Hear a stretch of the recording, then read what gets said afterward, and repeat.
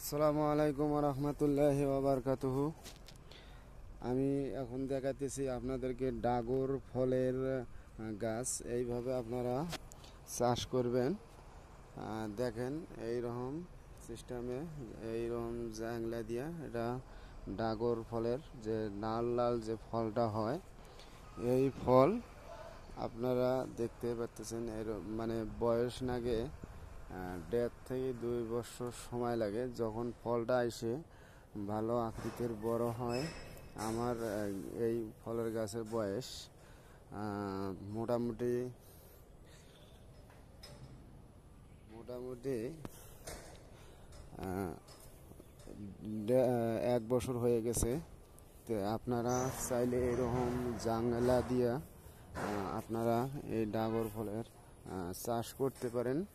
Same এইরকম সিস্টেমের জাংলা দেবেন, মাটি ধুলাই করে নিয়ে ডাল কাটলে হয়ে যায়। আপনাদেরকে আমি দেখাইতেছি,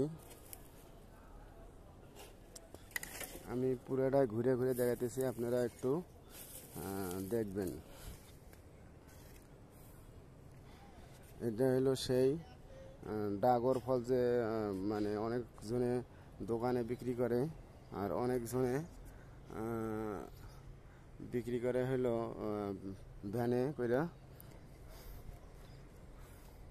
আপনারা জায়গা যদি থাকে বাড়ির আশেপাশে, তো আপনারা এইভাবে চাষ করতে পারেন এই ফলের গাছ।